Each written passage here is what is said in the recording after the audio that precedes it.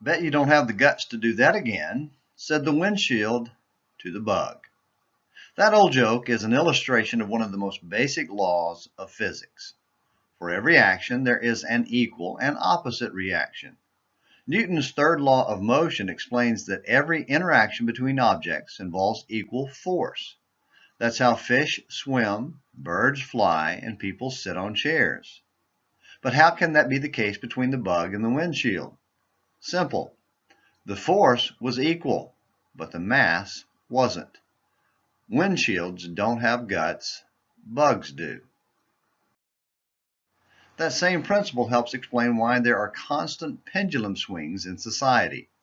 Traditions become established, and over time some, let's call them the traditionalists, become so attached to their traditions they can't accept any change, even good change.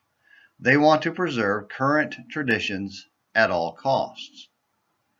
In an equal but opposite direction is the tear it down and start over group. The burn it down no matter the consequences folk are the anti-traditionalists. They seek to destroy cultural norms in opposition to the keep it at all cost traditionalist folk. After the anti-traditional group has done its work, a middle group comes along, cleaning up the mess left on the windshield by reestablishing traditions. They too are reacting to the destabilizing action of the burn it down group with stabilizing action of their own. After a while, the traditionalist group reacts to the stability of the new traditions with their keep it at all cost mindset, which provokes the burn it down anti-traditionalist, and the never-ending cycle rolls on. Those processes don't happen overnight, especially in religion, and it's seldom easy to tell exactly where one cycle ends and a new one begins. But the cycle is constantly in motion.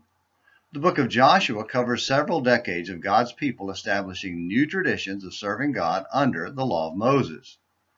The book of Judges begins with anti-traditionalists tearing it down by not serving God, and it continues with several centuries of the repeating cycle. Samuel's life covered the transition from the bug hitting the windshield when the ark was captured by the Philistines to reestablishing traditions under his leadership to the keep it at all cost, let's have a king stage. Samuel tried to keep them in the middle stage of keep or change any tradition as long as it serves God's law. The person striving to do that understands God is the force behind all traditions and is concerned about serving God instead of serving their traditions.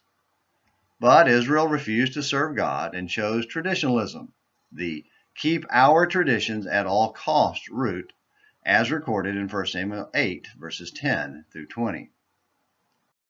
Which group have you joined? And let's be honest, are you in the keep our tradition at all cost camp? Even if there is a good, God-honoring reason to make a change? For that group, their traditions have become more important than God.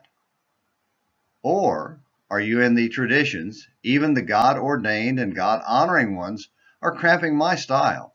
Let's tear them all down and start from scratch group. Please understand, neither group honors God because all that matters is how they feel about their traditions. Remember, folks, God is the windshield and we're the bug.